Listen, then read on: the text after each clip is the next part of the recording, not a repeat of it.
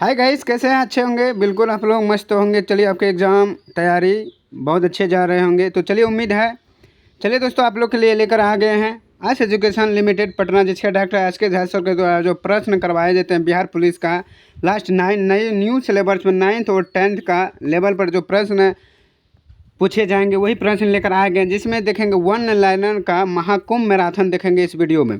इसमें रहने वाला हिस्टोरी का महत्वपूर्ण प्रश्न रहने वाले हैं, जो आपके एग्जाम के लिए काफ़ी रामबाण प्रश्न है दोस्तों ये वीडियो हम देखेंगे। तो टोटल 700 प्रश्न है, प्लस का जो है 750 प्रश्न देखने वाले हैं हिस्टोरी का, जो आपके एग्जाम के लिए इससे बाहर कोई भी प्रश्न नहीं पूछेंगे। तो दोस्तों ये क्लास 9 पर आधारित प्रश्न रहने वाले हैं हिस्टोरी, जो वन लाइनर का बुक से है। तो चलिए चलते हैं जहां से हम स्टार्ट किए थे। ये पार्ट हिस्टोरी का पार्ट 2 रहने वाले हैं, जो देखेंगे आज फ्रांस की क्रांति देखने वाले हैं।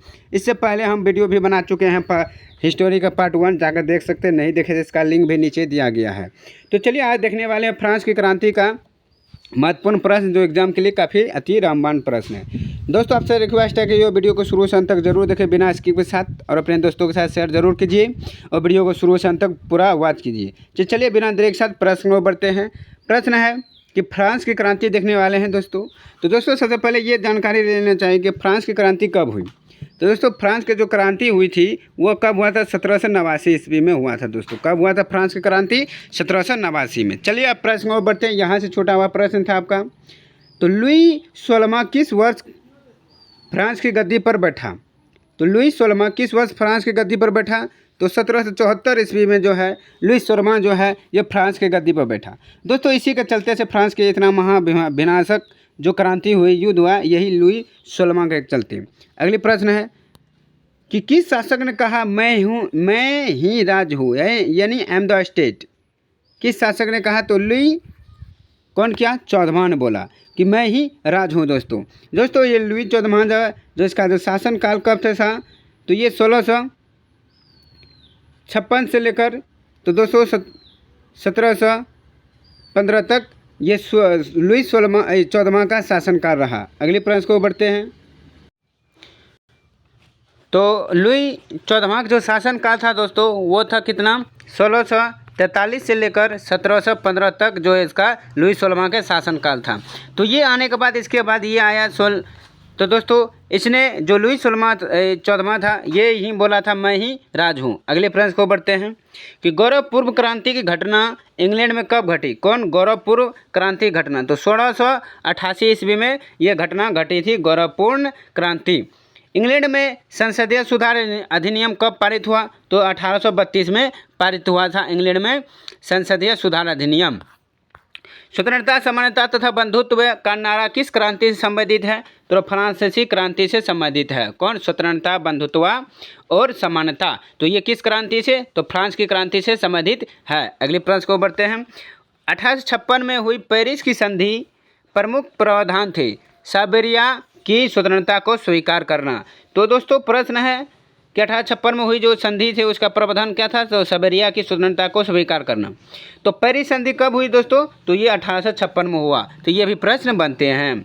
अगली प्रश्न है कि फ्रांस की क्रांति के परिणाम है। तो फ्रांस की क्रांति के जो परिणाम है वो कार्यपालिका, न्यायपालिका एवं व्यवस्थापिका एवं एक दूसरे से पृथक कर दिया था। ये फ्रांस क्रांति का परिणाम स्वरूप है। अगली है फ्रांस की क्रांति किस वर्ष हुई? पहले ही बता चुके थे, 1789 ईस्वी में फ्रांस की क्रांति हुई थी। तो दोस्तों ये 1789 ईस्वी में और भी हुआ था, जो अमेरिका संविधान लागू किया गया था। कब लागू किया गया? 1789 ईस्वी में। और इससे भी बनते हैं बेस्टिल का पतन कब हुआ? तो 14 जुलाई 1789 ईस्वी का जो बेस्टिल नामक जो है उसका पतन हुआ था। अगले प्रश्न को बढ़ते हैं। फ्रांस की राजनीतिक व्यवस्था में किस राजा के शासनकाल में शिखर पहुंचा? तो लुई 14वां के शिखर में राजनीतिक व्यवस्था का जो अच्छा काल शासन शिखर पर पहुंचा। लुई 16वां के समय में राजा को किस सफाई वर्गों का समर्थन नहीं मिला?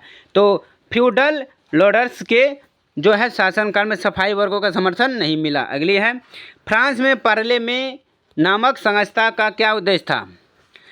तो इसका जो उद्देश्य था न्यायालय के रूप में कार्य करना। अगली है सन 1789 में यूरोप के कितने प्रमुख राज्य फ्रांस की सीमा से सटे थे? तो 3 राज्य। कितना? 3 राज्य। अगली प्रश्न सन 1789 में फ्रांस के मानचित्र के अनुसार फ्रांस के समक्ष सबसे अधिक खतरा किस देश का था? तो अंग्रेजों साम्राज्य से सबसे अधिक खतरा था। अगली है, फ्रांस की सामाजिक स्थिति को भंग करने में किसने सहारा लिया? दोस्तों यह भंग नहीं है, भंग करने के लिए तो वो सेना ने सहारा लिया। अगली, लेटर्स डीड एक्ट का तात्पर्य किससे है? तो व्यक्तियों को गिरफ्तार करना। अगली प्रश्न है कि भारत की मध्ययुगीन क्रांति किस वर्ग के लोगों द्वारा प्रभावित हुई? तो शिक्षित वर्ग के लिए प्रभावित हुई थी। अगली प्रश्न है, फ्रांसीसी क्रांति को कौन सा वर्ग प्रेरित किया? तो शिक्षित वर्ग ने प्रेरित किया। कौन क्रांति? फ्रांसीसी क्रांति। रूसो की पुस्तक जो सामाजिक अनुबंध में किसके विषय में चर्चा की गई? तो राज व्यवस्था और जन इच्छा के में जो सामाजिक अनुबंधन, जो रूसो की जो पुस्तक थी सामाजिक अनुबंधन, उसमें विषय की चर्चा थी राज व्यवस्था और जन इच्छा। अगली प्रश्न, अमेरिकन स्वतंत्रता संग्राम का क्या परिणाम हुआ? तो उसका परिणाम गणतांत्रिक शासन की स्थापना हुआ। कौन? अमेरिकन स्वतंत्रता संग्राम में। अंग्रेजी की गौरवमयी क्रांति किस वर्ष हुई? तो इसका हुआ 1688 ईस्वी में। अगली है, लुई सोलमा ने 1789 में किस सभा का बैठक बुलाई? तो स्टेट जर्नल की सभा बैठाई थी। कब बुलाई दोस्तों? तो 1789 में ही। 20 जून को जब सभी प्रतिनिधियों को प्रवेश निषेध किया गया तब उन्होंने किस स्थान पर एकत्र होकर शपथ ली? तो टेनिस कोर्ट में एक जगह है जो वहाँ पर सारे प्रतिनिधियों ने शपथ ली। बेस्टिल दुर्ग को क्यों गिराया गया? तो काफ़ी महत्वपूर्ण प्रश्न है, बेस्टिल दुर्ग को क्यों गिराया गया? तो क्रांतिकारियों द्वारा निरंकुश शासन का प्रतीक के कारण इसीलिए बेस्टिल पतन को गिराया गया। अगली प्रश्न है कि बेस्टिल का पतन कब हुआ? ये भी बता चुके। तो 14 जुलाई 1789 के ही हुई थी बेस्टिल का पतन। अगली है, किस तारीख को लुई सोलमा को मृत्यु दंड दिया गया? तो 21 जनवरी 1793 का जो है वो लुई सोलमा को मृत्युदंड दिया गया। काफ़ी इसके चलते ही फ्रांस की क्रांति काफ़ी भयानक रही। तो दोस्तों 21 जनवरी 1793 में जो है लुई सोलमा के फांसी मिला था, उसी पर मृत्युदंड दिया गया। और यही लुई सोलमा की पत्नी भी इसी के साथ में मृत्यु हो गई। जो इसका पत्नी का नाम था लाफियंते, मेरी आयंतोय नाम था इसका पत्नी का नाम, मेरी आयंतोय, जो लुई सोलमा की पत्नी का नाम था। तो इसी के साथ भी मृत्यु हुई थी इसका। अगली प्रश्न है दोस्तों, वीडियो को प्रश्न अच्छे लग रहे तो ज़रूर लाइक कीजिए और वीडियो क्वालिटी प्रश्न है, हमारी मेहनत अच्छे लगे तो ज़रूर प्लीज़ लाइक कीजिए ताकि मोटिवेट हमें मिले। चलिए आप लोग के लिए एकदम लेकर आते हैं प्रैक्टिस सेट भी लगातार। ये 1 लाइन प्रश्न है जो आपके एग्जाम के लिए रामबाण प्रश्न है। अगर इसमें टेस्ट परिणाम स्वरूप आप 55 से प्लस लेते हैं तो आपका सफलता हो जाएंगे। फ्रांस की क्रांति का परिणाम स्वरूप किस प्रकार की व्यवस्था लागू की गई? तो दास प्रथा का उन्मूलन लागू किया गया था दोस्तों, जो कि अंग्रेज के समय में भी था। ये बाबर के समय में भी दास प्रथा लागू किया गया था। प्रश्न है कि रूसो किस सिद्धांत का समर्थक था? तो जनता की इच्छा। रूसो किसका सिद्धांत का समर्थक था? जनता की इच्छा। जर्नल विल जो इच्छा था किसका? रूसो के समर्थक। अगली, फ्रांस की क्रांति का मुख्य कारण क्या था? तो राजा लुई सोलमा के निरंकुश राजशाही से आम लोगों का असंतोष। इसलिए राजा सोलमा के चलते ही फ्रांस की क्रांति का मुख्य कारण रहा। फ्रांस की क्रांति ने किन नए विचारों को प्रसार किया? तो नए विचारों को जो प्रसार किया वो ही किया था स्वतंत्रता संग्राम, स्वतंत्रता, समानता एवं बंधुत्व के नारे दिया था। फ्रांस की क्रांति के परिणाम स्वरूप किस प्रकार की सामाजिक व्यवस्था का अंत हुआ? तो शोषणकर्ता वर्ग का क्या हो गया था? अंत हो गया। फ्रांस की क्रांति का प्रभाव कहाँ कहाँ पर पड़ा? तो फ्रांस की क्रांति पूरे विश्व में, पूरे वर्ल्ड में ही इसका प्रभाव पड़ा। किसका? फ्रांस की क्रांति इंग्लैंड, फ्रांस, भारत सब पर प्रभाव पड़ा। फ्रांस की पुरानी व्यवस्थाओं को क्या चुनौती दी गई? तो मानव अधिकारों द्वारा, नए विचारों द्वारा, नई राजनीतिक संरचनाओं द्वारा। फ्रांस की क्रांति का प्रत्यक्ष कारणों में क्या शामिल थे? तो आर्थिक शोषण, वित्तीय समस्याएं और सामाजिक असमानताएं। लुई सोलमा के समय में जनता पर कौन से विशेष शुल्क लगाए गए? तो युद्ध कर लगाए गए थे। अगली प्रश्न, आयासनिक सिस्टम का खंडन कौन सा वर्ग नहीं कर पाया? किसका? आयासनिक का खंडन। तो पदरी वर्ग नहीं कर पाया। औद्योगिक क्रांति का प्रभाव क्या था?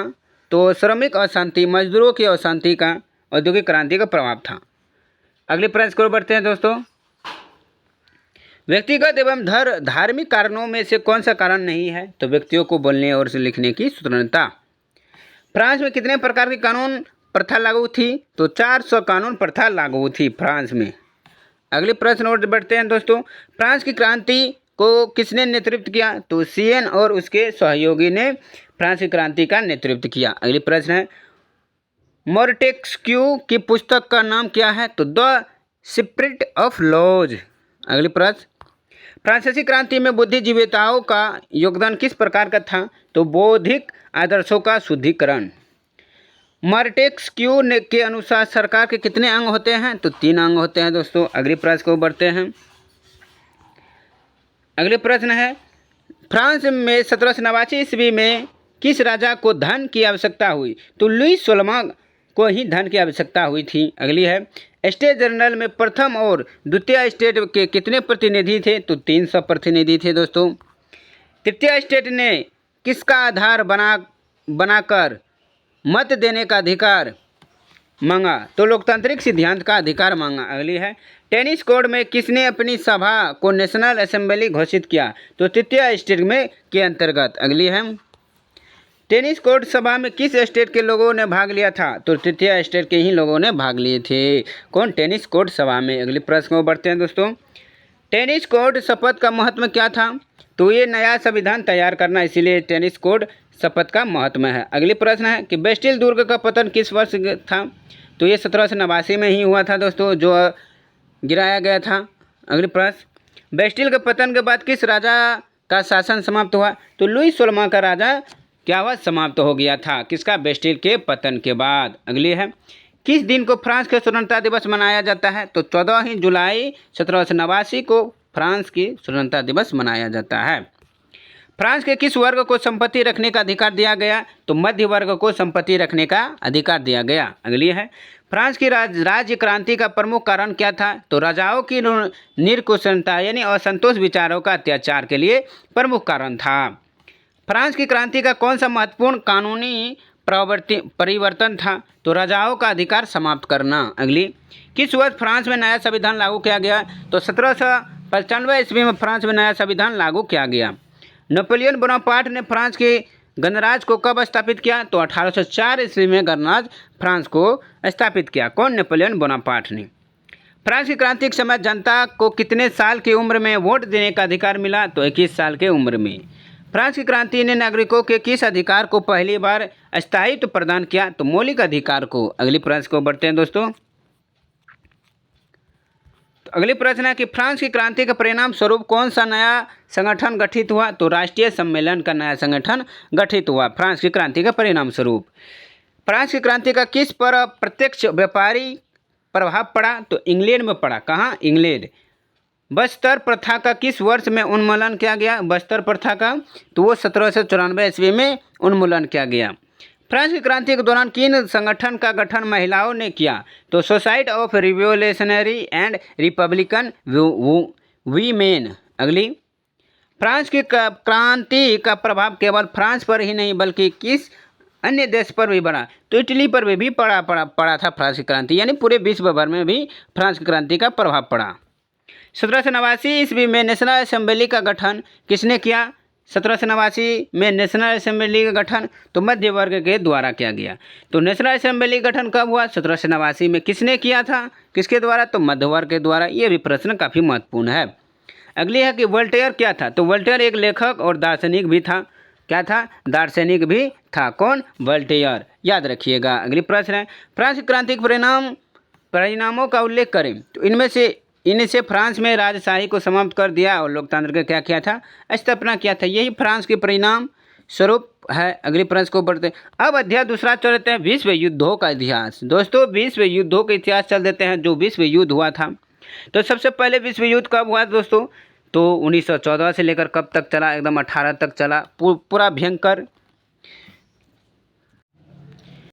तो चलिए दोस्तों, आज के लिए बस इतना ही। जो विश्व युद्ध का अब अगले पार्ट में लेकर आएंगे, अब इसके बाद अगले चैप्टर देखेंगे विश्व युद्ध का इतिहास। तो आज के लिए बस इतना ही। जो भी प्रश्न बनाए, ये 15 मिनट का ही वीडियो बना है दोस्तों, जो आपके लिए काफ़ी महत्वपूर्ण है। रामबाण प्रश्न प्रैक्टिस कराएंगे, तो आप लोग यही वीडियो को दोबारा भी देख सकते हैं। इसलिए लंबा वीडियो बन जाएंगे, इसलिए नहीं बनाए। तो चलिए आज के लिए इतना ही। वीडियो पसंद आए तो जरूर दिल से लाइक कीजिए। चैनल पर पहली बार आए तो सब्सक्राइब करना ना भूलें। दोस्तों के साथ शेयर जरूर कीजिए। इसका PDF टेलीग्राम पर दे देंगे। तो दोस्तों आपका एग्जाम तक लास्ट 7 तारीख तक आपका पूरा सिलेबस को हम कंप्लीट करवा देंगे। तो चलिए आज के लिए बस इतना ही। फिर मिलता हूँ अगले वीडियो के साथ, तब तक के लिए धन्यवाद, जय हिंद, ऑल द बेस्ट।